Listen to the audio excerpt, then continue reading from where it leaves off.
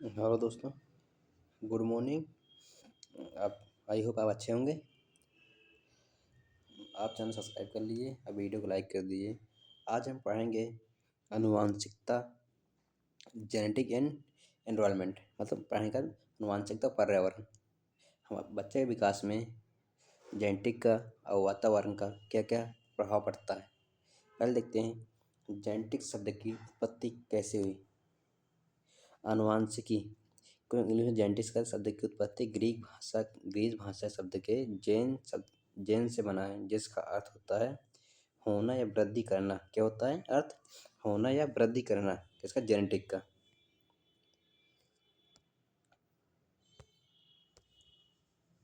आनुवांशिकी शब्द का प्रयोग विलियम वैटसन ने 1905 में किया था प्रथम।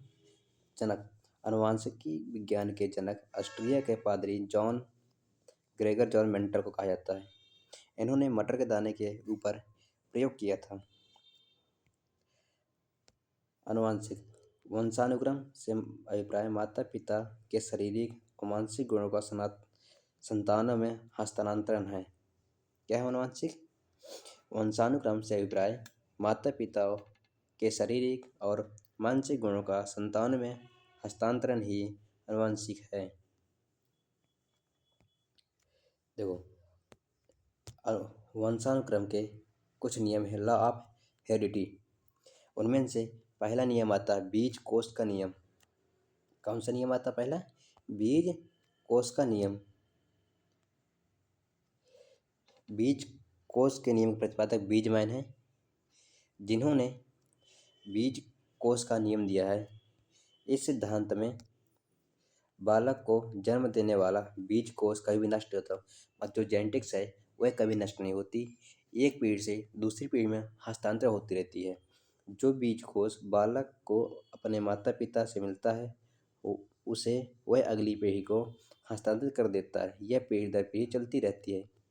लेकिन इसकी आलोचना बी.एन. झा ने किया है, क्योंकि जो इनका नियम बीज कोष में भी होता है कि कुछ ऐसे व्यक्ति मिलते हैं जिनकी शक्ल सूरत या मानसिक दिमाग उनके माता पिता के अनुसार नहीं होता, इसलिए बी.एन. झा ने इसका विरोध किया।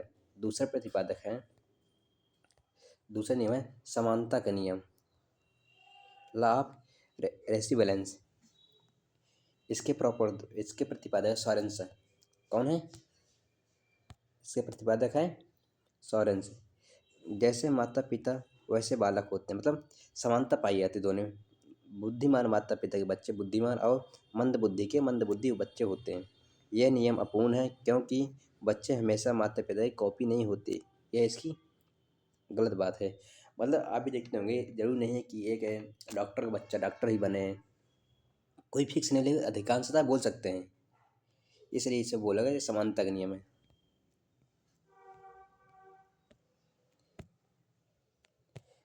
अगला कहता है विभिन्नता का नियम। किसमें? आनुवंशिकता का विभिन्नता का नियम। बच्चे अपने माता पिता के से बिल्कुल समान ना होगा, कुछ कुछ भिन्न होते हैं। आप भी देखते होंगे किसी के माता पिता लंबे, लेकिन बच्चे छोटे हो जाते हैं, कुछ में कुछ भिन्न होते हैं, चाहे मानसिक रूप से हो, चाहे शारीरिक रूप से हो, चाहे आंतरिक रूप से हो। नवोत्पत्ति और प्रकृति का चयन, दो विशेषताओं में किसी नवीन विशेषता की अचानक उत्पत्ति होती है। मतलब कुछ में कुछ बच्चे के अंदर अंतर होता है। जीन्स, मतलब जीन्स एक बच्चे के ऊपर कैसे आता है? गाल्टन के अनुसार गुणों का हस्तांतरण केवल माता पिता से नहीं होता। गाल्टन महोदय बताते हैं जो बच्चे का जन्म होता है तो उसके अंदर 50% गुण जो होते हैं उसके माता पिता को होते हैं, 25% दादा दादी को होते हैं, और 12.5% परदादी के होते हैं। प्रत्यागमन का नियम यह सिद्धांत सॉरेंस महोदय ने दिया। बालक में माता पिता से बिल्कुल विपरीत गुण पाए जाते हैं। बुद्धिमान माता पिता का बच्चा बुद्धिमान होगा। अब यह आ जाएगा वंशानुक्रम में प्रत्यागमन का सिद्धांत किसने दिया? तो आपको बताना सॉरेंस महोदय ने दिया है, जो बताते हैं कि बालक में माता पिता के गुण बिल्कुल विपरीत हो पाए जाते हैं। प्रकृति का नियम या औसत नियम, मतलब जो अधिकतर लोगों पर लागू होता है।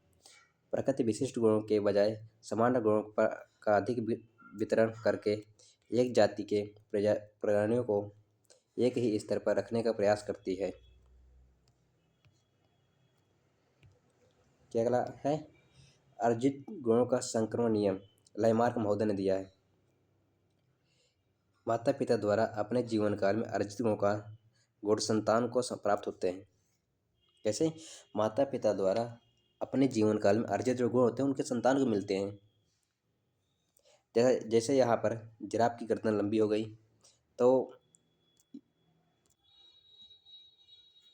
हम अब पढ़ेंगे वातावरण एनवायरनमेंट। हमने क्या पढ़ा था? जेनेटिक्स मतलब आनुवांशिक। वातावरण तात्पर्य उन सभी चीज़ों से है जो व्यक्ति के उत्तेजित या प्रभावित करती हो। जीन्स को छोड़कर जो भी आपके ऊपर प्रभाव डालती है वह क्या? वातावरण है। परिभाषा के रूप में बेरिंग, लैंगफेल्ड एवं विल्ड ने कहा है कि व्यक्ति के वातावरण के अंतर्गत उन सभी उत्तेजनाओं का योग आता है जिन्हें वह जन्म से मृत्यु तक ग्रहण करता है।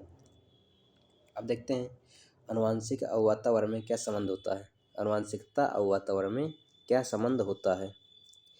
विकास न केवल वातावरण का परिणाम है और न ही केवल आनुवांशिक का परिणाम है।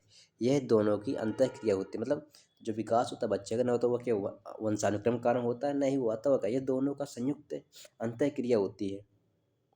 वुडवर्थ महोदय ने कहा है आनुवांशिकता और वातावरण का गुणनफल का ही विकास, मतलब आनुवांशिक और वातावरण का मल्टीप्लिकेशन ही विकास है, लेकिन एडिशन नहीं।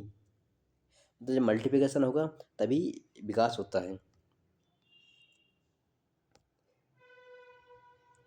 निष्कर्ष: वंशानुक्रम में हमें विकसित होने की क्षमता प्रदान करता है और वातावरण उन क्षमताओं को विकसित होने के लिए अवसर प्रदान करता है।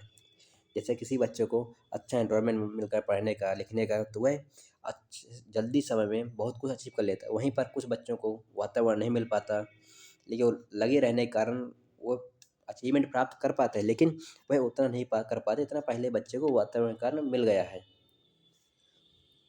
आज का वीडियो यहीं तक। चैनल सब्सक्राइब कीजिए, वीडियो को लाइक कीजिए। वीडियो देखने धन्यवाद। Thank you.